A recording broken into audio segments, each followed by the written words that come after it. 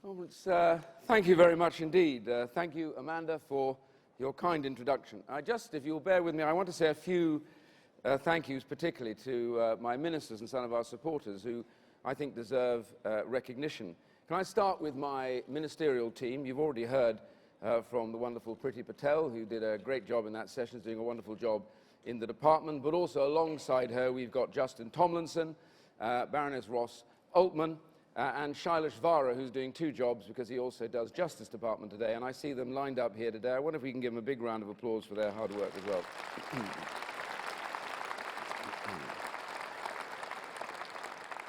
There's one particular man who was wondering why I left him out, and I want to say this. David, Lord Freud, has served with me over the last 5 years. He has been a remarkable support and a great advocate of welfare reform. Together, I think we have done much, and together I know we will do more. But what you don't know also is David does not take a salary. So driven and determined is he that he wants to put something back to his country. David, I don't thank you enough. Thank you very, very much indeed for all the work that you do.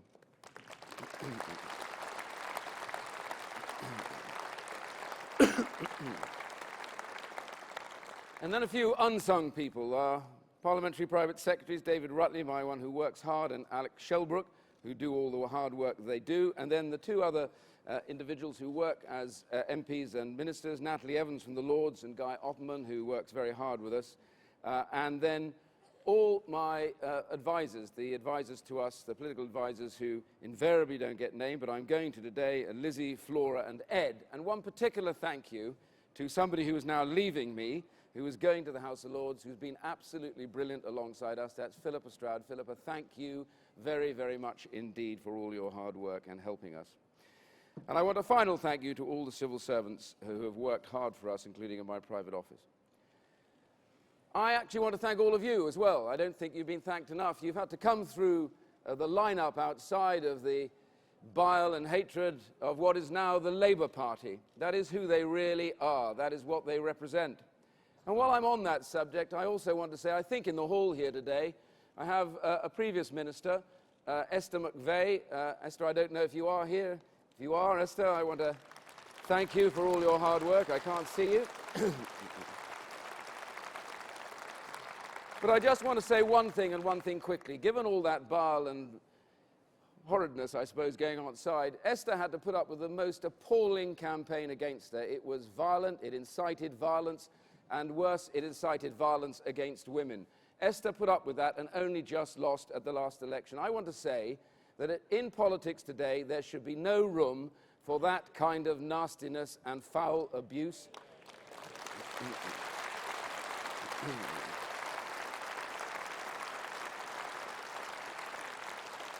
And there was one person that associated themselves with that, one John MacDonald, who is now the Shadow Chancellor. So I have a little challenge for Mr. Corbyn. You talk about a new politics that is particularly friendly to women, and I absolutely support that and agree with that. There's no room for that nasty bile that goes on. But I want to say to him that his Shadow Chancellor now needs to recognise that in associating himself with that foul campaign, he did something wrong. He needs to apologise. So, Mr. Corbyn, get him to apologise, and now we can reset the balance.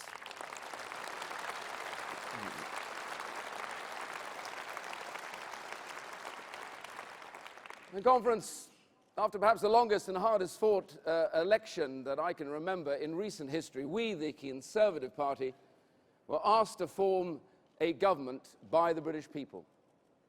Not for us, the electoral easy road of unfunded promises and sleights of hand over borrowing. We stood on our record of achievement and committed to completing the job we'd started. And the public responded. But we need to remind ourselves that in May, despite all the difficulties faced by so many families as a result of Labour's Great Recession, the British people asked us to complete the job of sorting out the mess. And they did this for three simple reasons. First, I believe, they wanted economic stability whilst reforming welfare, education and health. They recognise they need security, which is why we must and do pledge to defend our people from the many threats that they face both at home and abroad. And they hope for real opportunity in a country that values the hard work that they do. So now, for the first time in nearly 25 years, we as a party, as a government, have a full mandate from the people to govern according to a Conservative manifesto.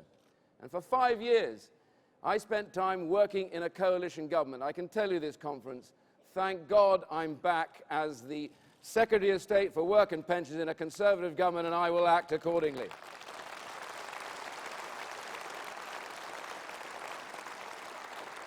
But I also tell you this, we promise to be the party of working people, committed to ensuring that those who work hard would do well. And I make this other pledge. Conference, we won the election on that promise, and that is exactly what we will deliver. I promise you. At the heart of our economic recovery, though, is welfare reform. Standing here in 2015, it's quite easy, I think, for us to be guilty of forgetting the mess we inherited when the coalition government took office some 5 years ago. This was Labour's legacy when they left power after 13 long years. Nearly 1 in 5 households with no one working. The number of households where no one ever worked had nearly doubled. Long-term unemployment doubled between 2008 and 2010. Nearly 1.5 million people had been on benefits for almost all of the previous decade. And as a country, we were spending some £203 billion on benefits and tax credits, a 60% rise under Labour. This bonanza had cost and was costing every hard-working household an extra £3,000 a year. This was Labour's legacy to us when we last took office. And the task that we faced was enormous. Yet in 5 years, just look what we had managed to achieve. 2 million more people in work today than in 2010. More women in work than ever before. More lone parents in work than ever before. More older people in work than ever before. Rising employment for young people. Over 200,000 more disabled people in work this year than last year. The number of workless households at a record low. And perhaps most important of all, the proportion of households in social housing with someone in work is at the highest since records began. Conference, against the odds, we have delivered.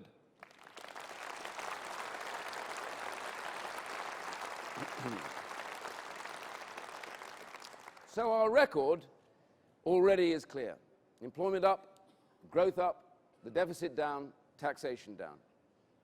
Conference, in 2010, I pledged to reform the welfare system directly to you in the first speech that I made.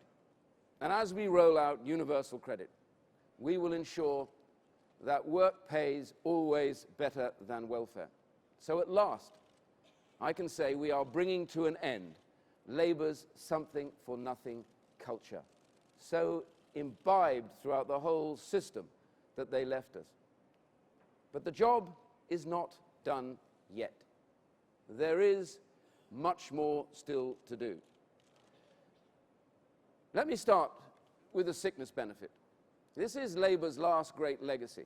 Almost half of the people on employment support allowance have been on that benefit for more than 2 years. And this is despite the majority of these sickness claimants saying that they would like to work. The employment support allowance has Labour's essential mistake, I believe, fundamentally at its heart. That people are somehow passive victims. Of course, if you treat people as passive, that is eventually what they will become. And it's no wonder when the system makes doctors ask a very simplistic question, are you too sick to work at all? If the answer is yes, then they're signed off work. Perhaps, as it turns out, forever. So I believe that doesn't work, and we need to look to change that system and the assumption that underpins it. Conservative philosophy is rooted in human nature, not in utopianism or in the empty pity, but in the yearning of people to make a better life for themselves and their children. And that is why we don't think of people not in work as victims to somehow be sustained on government handouts. No, we here want to help them to live lives independent of the state. The evidence of our reforms is that people respond to incentives. We know that. We know that in our hearts. They take opportunities. They adapt to a changing environment. They do all that they need, and all the time what they need from us is to help them, not just adjudicate their problem. Many people who are sick or disabled want to work. We know that. Our reforms, therefore, are about making this possible, smoothing the path from worklessness to work so that people don't lose out if they take a job or take more hours. We want to make the right choice, the logical choice, which is why we are talking to groups about making this change right now. We won't lift you out of poverty by simply transferring taxpayers' money to you. With our help, I say to them, you will work your way out of poverty. That is the pledge that we make to those who need our support. And that is why we are abolishing Labour's relative poverty measure, which led over a number of years to a huge distortion in the way that we supported people through the system. Labour's method of rotating people through the tax credits above an income line by paying them some more money doesn't deal with the root causes of why they are there unable to earn an income. To define someone really as £1 below the line as poor or £1 above the line and you're not poor disguises the real cause of the poverty that they are in. And worse, that critical income line moves in line with overall incomes. So here is the absurdity. For example, when the last Labour government crashed the economy, overall incomes in Britain fell. People in that recession had less money. Yet as they did so, the median income line fell as well. And that meant, according to Labour's measure, that poverty also fell. Yet absurdly, when the economy grows, poverty also apparently rises. So according to that measure, a bad economy is good for poverty and a growing economy is bad for poverty. It's absolutely ridiculous. What utter nonsense. How can you judge yourselves on the basis of an arbitrary figure? We need to get to the root causes. And in chasing that income line, that ridiculous income line that Labour measured, they spent huge sums of taxpayers' money. And let's give you a figure on this, which is quite interesting. Annual spending on tax credits tripled, rising by over £20 billion. And overall, £175 billion was spent on tax credits alone in the 7 years before the 2010 election. A staggering 9 out of 10 families with children in Britain were eligible for tax credits. That is not a benefit system worth the name. That becomes a bribe.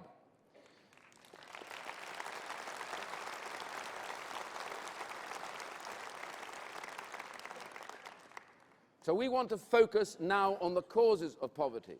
The causes, not just the symptoms. Too many people's lives, I believe, remain blighted by poor life chances, more likely to get into poverty, and worse, they will remain there.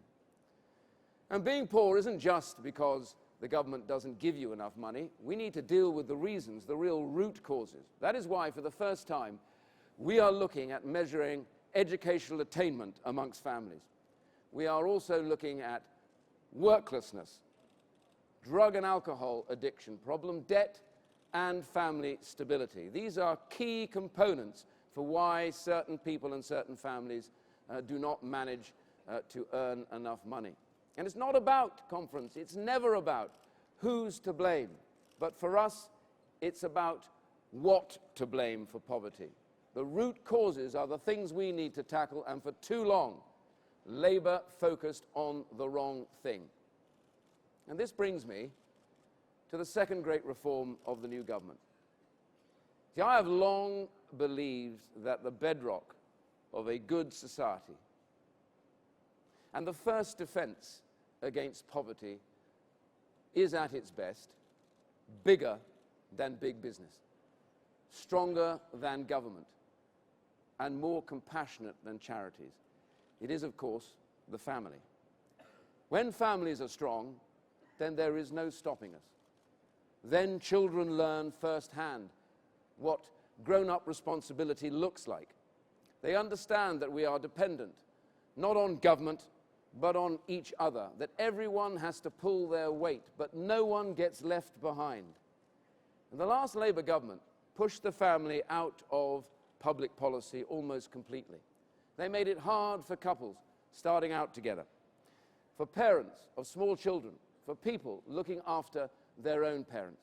It's no wonder that so many families are weakened because of their relationships between parents have broken down.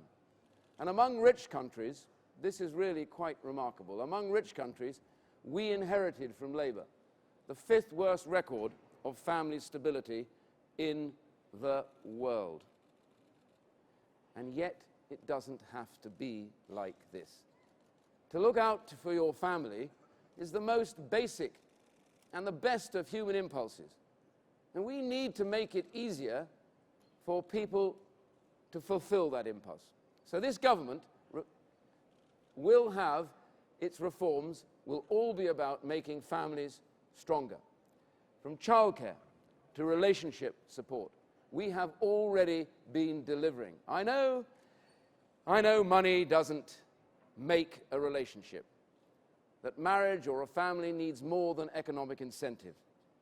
But when the incentives go in the opposite direction, when they discourage couples from having families and staying together, we have a problem.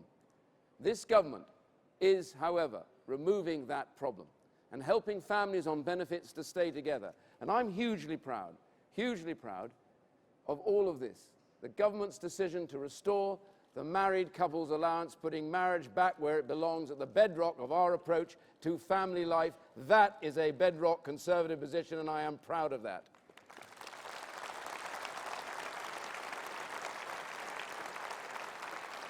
And importantly, the new universal credit will ensure that benefit systems looks at families, not just individuals. We're going further. For the Prime Minister has asked me to ensure that everything we do in government will meet the test of strengthening families. This is the first time a government will ever do this. And that is a responsibility, therefore, I take incredibly serious. And I look forward to working with colleagues across government to ensure that the first question we ask is always, does this help families to be stronger as a result of this policy? For that is the right question for a one-nation government. So I want to conclude by explaining the great principle that underlies my approach to family policy and to the welfare system in particular.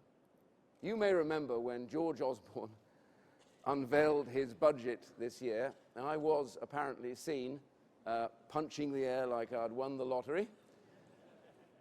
Well, I make no apologies for that. The announcement that got me going, frankly, was one that a lot of people I know never thought they would ever hear from a Conservative Chancellor.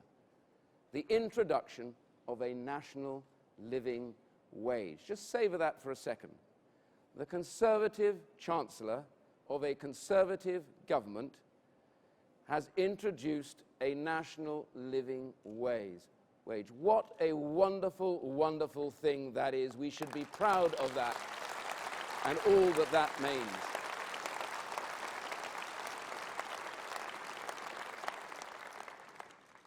And the reason is quite simple. We need to make sure always that work pays better than welfare.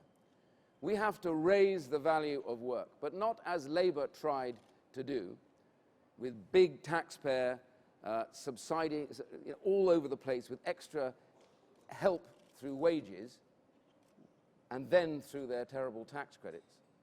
As Conservatives, we don't want people to work just for tax receipts. We have a purpose. We want people to work because it's best for them, their families and their communities.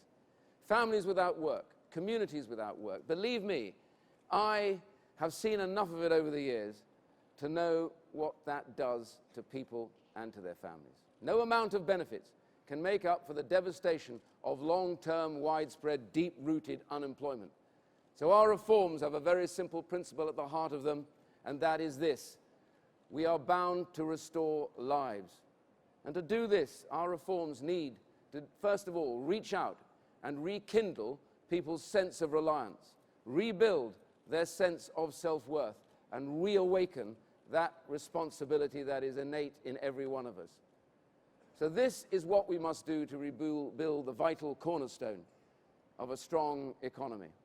And that is why our reforms, quite simply, must be about ending poverty and not entrenching it, must be about restoring lives and not parking them, and being fair to the vast bulk of taxpayers who pay for other people's welfare whilst taking responsibility for them.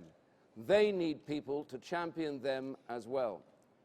And that's why the limit on child tax credit for more than 2 children is about bringing home to parents the reality, the simple reality, that children do cost money. And if you have more children, you have to make the choices that others who are not in the same position make, and not assume that taxpayers' money lets you avoid the consequences of such choices. That, to me, is taking responsibility, and that is fair.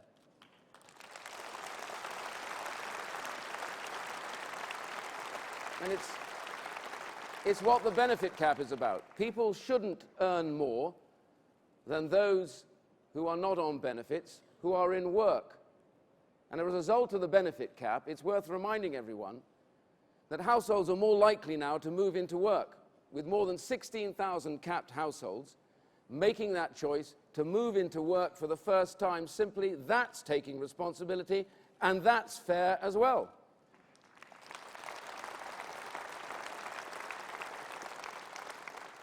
And it's what the claimant commitment is about, when we ensure that benefit claimants now sign up to an agreement on day one that they will work with us to get back to work, and we will help to support them.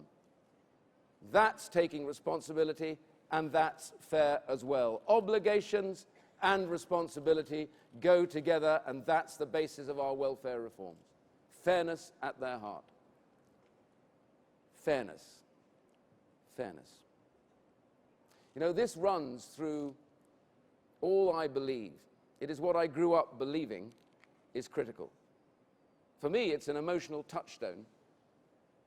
And as I was writing this speech this week, I found myself being reminded, quite simply, of 75 years ago, and my father. My father was amongst a number of others who fought in the skies above to stop Britain being overrun and to free Europe from a hideous and perverted tyranny. Now, I think my father was a remarkably brave man. He had 5 gallantry medals and fought throughout the war. Yet for all of that, he taught me something very simple. It was that to him, the British people believe in fairness. That single concept for him underpinned the decency of the British people and his love of his country, which represented what I believe and he believed was the best, often in an unforgiving world. I share his view that there is no other people in the world more tolerant, more fair-minded, and strong-willed than the great British people, this people of this remarkable nation. And that is the reason why I am here, and what I think sustains me, that overriding passion for my fellow countrymen and women. It is that same sense of fairness that I believe should make all of us want to help rebuild and restore those in this country who have been left behind. Not by tears and entreaties, or slogans and protest, so beloved of the hard left, now running Labour. Rather, by the simple yet difficult act of helping to restore their lives to be the best that they can be through determination and not dependency. That is genuine compassion. And that is it. That compassion is, I believe, the reason all here, all of us, every one of us that came here, surely every one of us wants to know that what we do in government rebuilds and restores the very least of us. That is our purpose. Not to rejoice today at victory, no matter how hard won, but to recommit, even rededicate ourselves to this simple yet vital task. I just want to say one other thing to you, and it's this. I've taken from my father that sense and love of my country. For me, it is the beginning and the end of the reason to be in politics. You know, we watch outside and we see that vile abuse and the left ranting and screaming at us and telling us all sorts of things. And I tell you, we stand up to them and we will not be moved. It is our country that we care for and our countrymen and women. The natural decency and determination and fairness of the British people, that's why we are here, that's what it is all about. That love of our country and the people that we are here for.